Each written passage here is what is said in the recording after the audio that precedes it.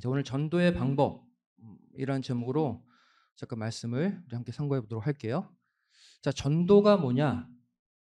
전도란 우리가 다 알고 있는 거죠. 간단히 정리하면 구원의 복음을 전해서 그 복음을 영접하게 만드는 구체적인 말과 행동. 핵심 바로 뭐예요? 복음을 전하는.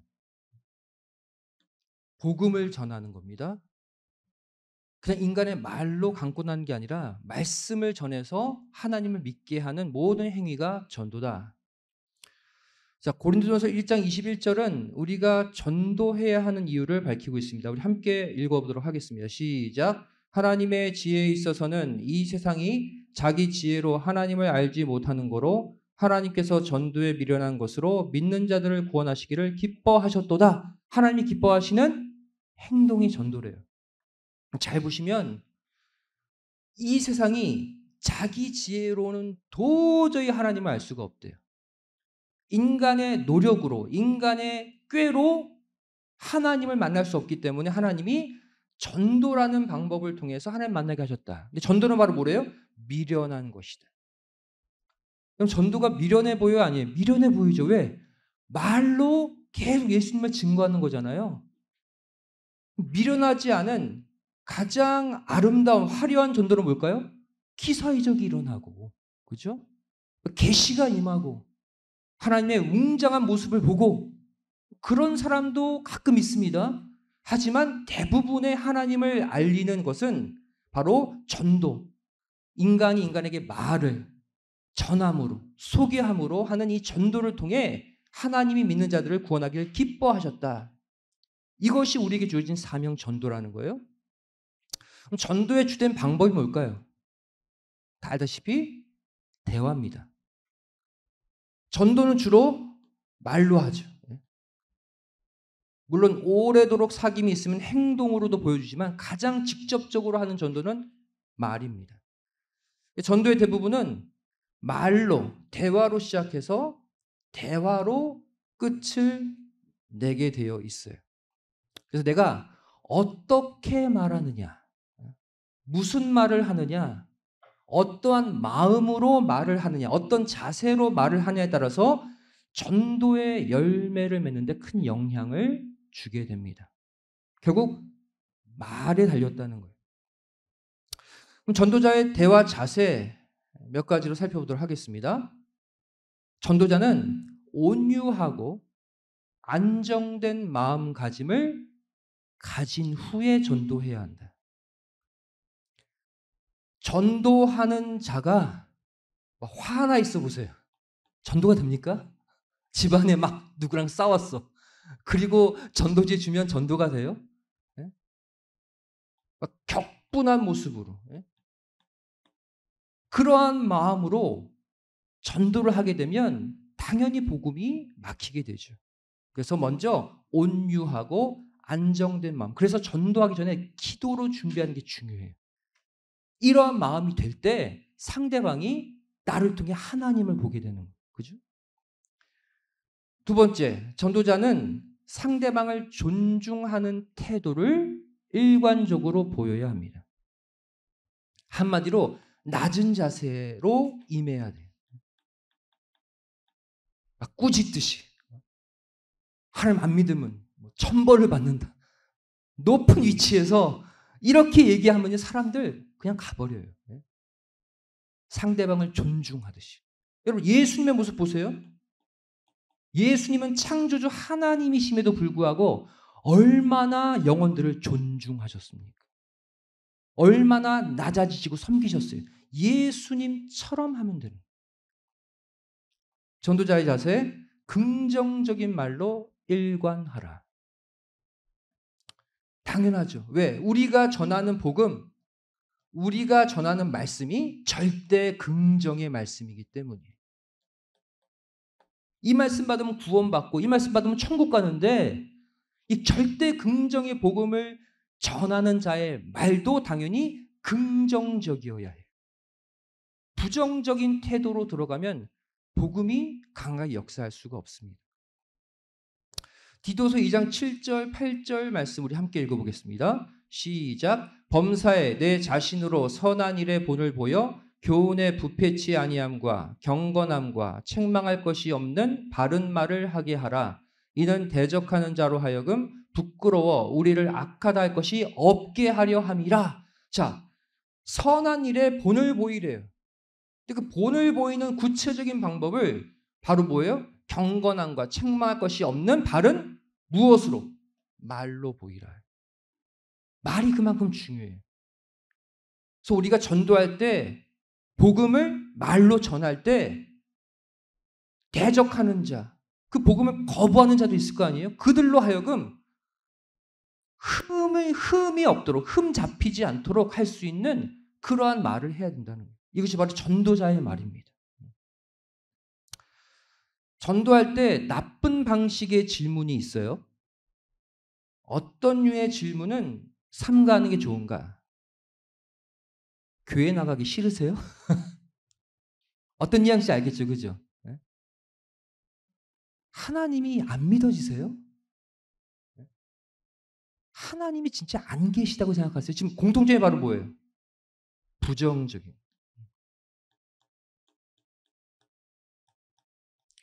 부정적인 질문은 공격적으로 보이게 됩니다. 당연하죠? 그리고 마치 상대방을 비꼬는 것처럼 보여요.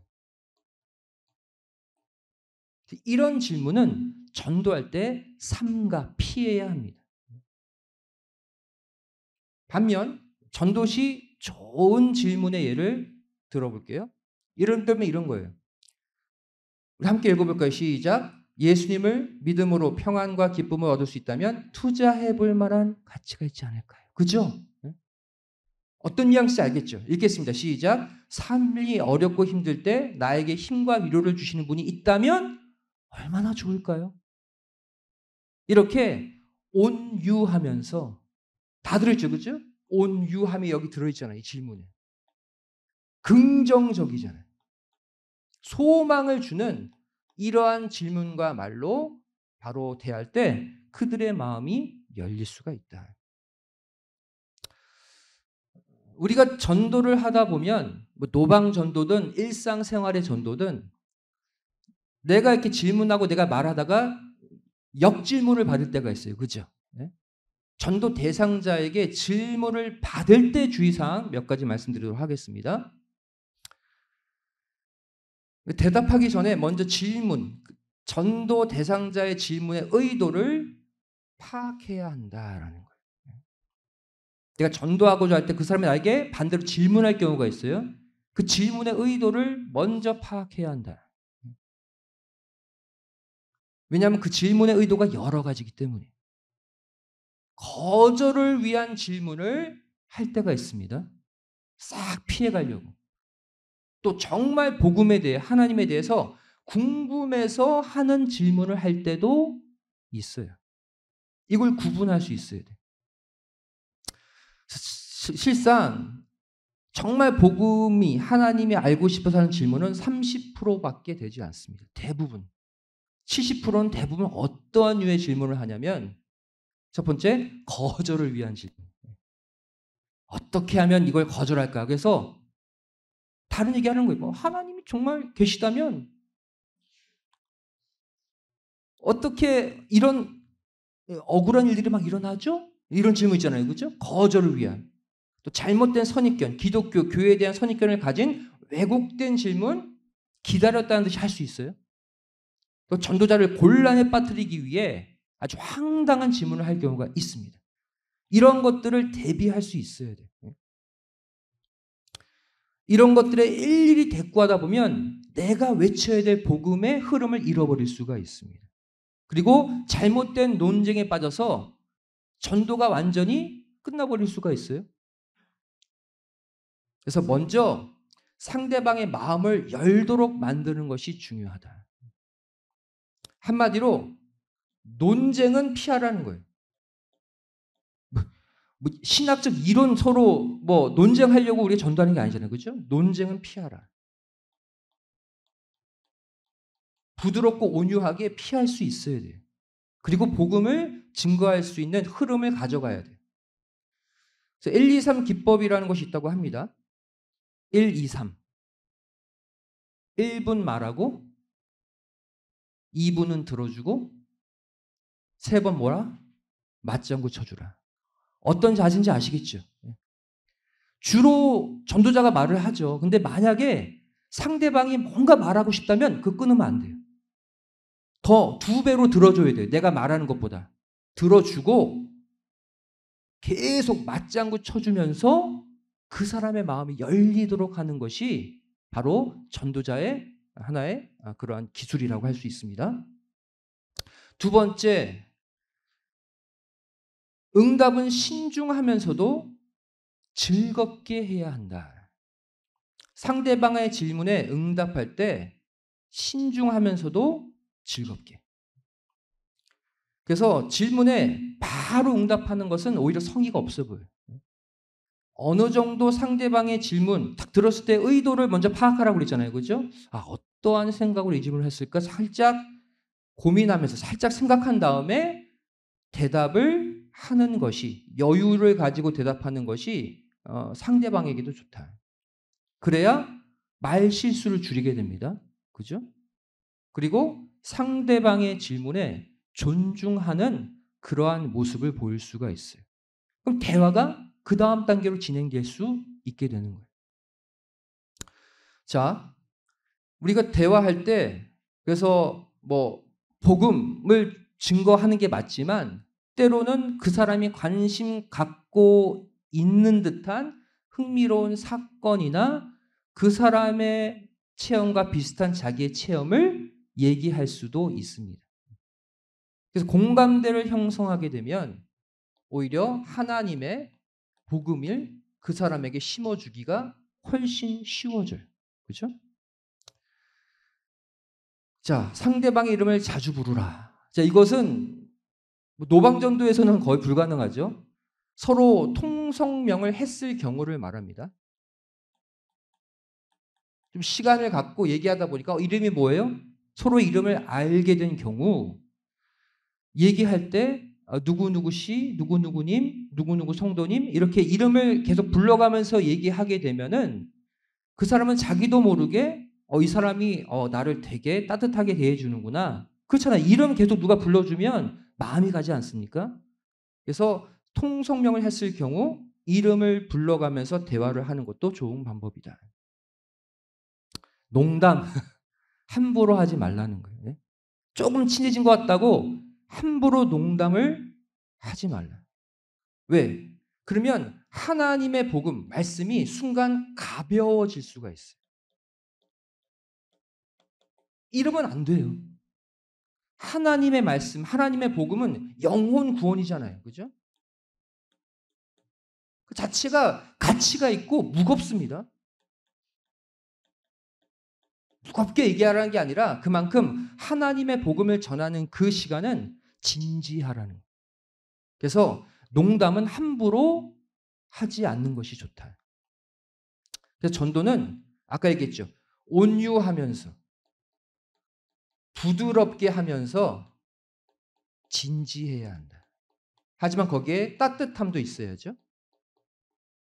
긍정. 그죠? 이러한 태도가 그러니까 여러분 보통 전도지 나눠주시는 분들 보면 막 웃고 말도 조심스럽게 하잖아요. 바로 이런 이유 때문이에요. 그래야 처음 만나는 사람들의 마음이 반감이 없어질 거 아니에요. 그죠? 세 번째, 상대방이 뭔가 질문하고 내가 거기 대답할 때 상대방을 먼저 칭찬하면서 대답하는 것은 좋은 방법입니다. 상대방이 칭찬할 만한 모양이 보이면 하면서 나의 메시지를 전하는 거예요. 사람에게는 건드리지 말아야 할 것이 있다. 특별히 우리 남자들. 이거 하나만큼은 못 내주잖아요. 그죠? 뭐예요? 자존심. 모든 사람들이 이 자존심이라는 것, 이거 건드리면요. 그 순간 마음이 다쳐버려요. 그래서 상대방의 자존심을 살려주는 것이 바로 칭찬이라는 것입니다. 칭찬 싫어하는 사람 이 땅에 아무도 없어요. 그죠? 처음 보는 사람도 칭찬해주면 마음이 보통 열리게 되어 있어요. 그래서 상대방의 어떠한 행동, 말, 또 어떠한 그 그 사람의 그 환경 가운데 칭찬할 부분이 있으면 칭찬을 해 주는 것이 전도의 좋은 분위기를 만들어 갈 수가 있습니다. 상대방이 의견을 낼 수가 있어요. 뭐 이렇게 하는 건 어떨까요? 예? 교회도 하나님 믿는 사람들 이렇게 살면 또 좋지 않을까? 이렇게 얘기하는 사람도 있어요. 그들의 의견, 그들의 견해, 몰라서 그래요. 무시하지 마시고 존중해 주고 의견과 견해를 칭찬하는 것 상당히 좋습니다. 그러면 저 사람이 전도자가 내 말을 받아주네. 그럼 그때 이제 우리의 복음도 그 사람이 기쁨으로 받게 되는 거예요. 예를 들면 이런 거죠. 참 좋은 것을 지적해 주셨습니다. 예를 드는 거예요. 뭐 이렇게 하다가 전도 하시려면 여기서 이렇게 하는 게 낫지 않아요? 이렇게 할 수도 있어요. 그죠? 이렇게 오지랖이 넓은 분들 있잖아요. 그죠?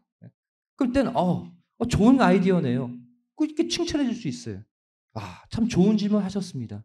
그렇게 말하면서 바로 그 사람과의 마음의 소통을 이어갈 수가 있다. 네 번째로 나의 전도, 복음을 전하는 그 대화에 방해가 되는 질문이 나올 수가 있어요. 상대방으로부터. 그때는 그 질문에 대한 답을 나중으로 미루면서 오히려 다음 약속의 이유로 삼을 수가 있습니다. 즉각적으로 대답하다가는 완전 이것은 삼천포로 빠질 경우가 있어요. 그때는 그거는 다음에. 대화에 방해되는 질문은 다음에 대답해 드릴게요라고 미루면서 다음 약속을 잡을 수. 이거는 이제 좀 더 발전된 경우죠. 서로 간에 통성명이 되고 뭐 이렇게 연락이 주고받을 수 있는 관계가 되었을 경우에는 곤란한 질문은 나도 준비가 필요하니까 기도하고 우리 다음에 만나서 그것은 다음에 만나서 우리 한번 또 깊게 얘기해 봐요라고 돌릴 수 있어요.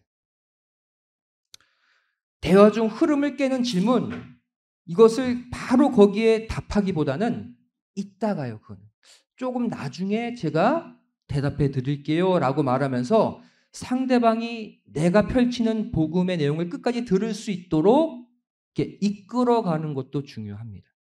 내가 할 얘기가 있는데 계속 상대방이 끊고 다른 얘기하고 자꾸 이상한 흐름으로 끌고 가는데 그걸 맞춰가다 보면요. 그러면 이제 전도의 그 흐름, 복음을 전할 수 있는 기회를 잃어버려요. 그래서 이렇게 곤란한 질문은 다음으로 미루면서 내가 증거하고자 하는 핵심 내용이 끝까지 전달될 수 있도록 하는 것도 좋은 방법입니다. 다섯 번째로 시간과 여건이 허락되면 간증으로.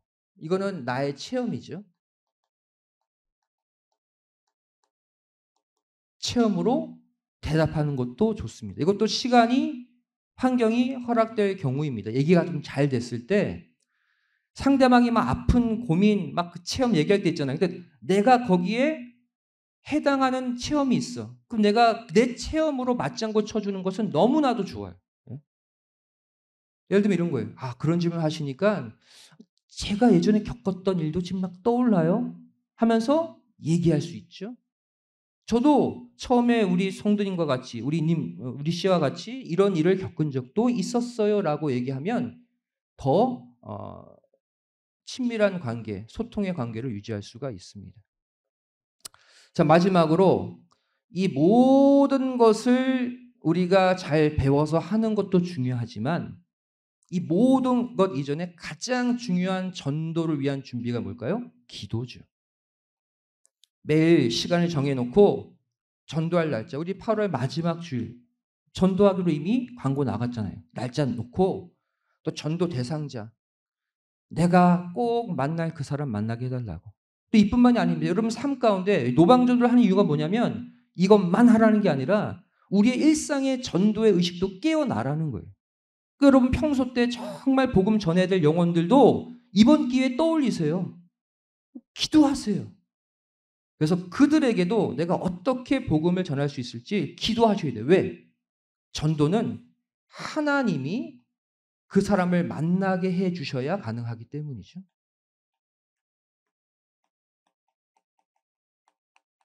또 하나님이 그 사람의 마음을 열어주셔야 가능하기 때문이죠. 결국 전도는 미련한 방법이지만 왜 그것이 가능하고 열매가 맺어지냐면 하나님이 역사하시기 때문이에요. 처음 만난 사람은 어떻게 그게 소통이 됩니까? 하나님이 열어주시면 되는 거거든요. 또 하나님이 정말 복음을 영접할 사람, 그 사람을 그 시간에 만날 수 있게 하는 것도 하나님이에요. 그러니까 우리는 이 모든 것들을 하기 위해 바로 이 하나님의 도우심의 역사를 구하는 기도를 충분히 해야 한다. 자, 오늘 이 말씀 가지고 우리 함께 기도하기를 원합니다. 우리에게 작정된 날짜, 작정된 장소, 우리가 만나야 될 영혼도 분명히 하나님이 예정해 놓으셨어요. 그 영혼들에게 반드시 생명의 복음 전하고 열매를 거둘 수 있는 바로 그러한 기적의 은혜 허락해 달라고 두 손 드시고 아멘 할렐루야 삼창하시면 통성으로 기도하시겠습니다. 아멘 할렐루야 아멘 할렐루야 아멘 할렐루야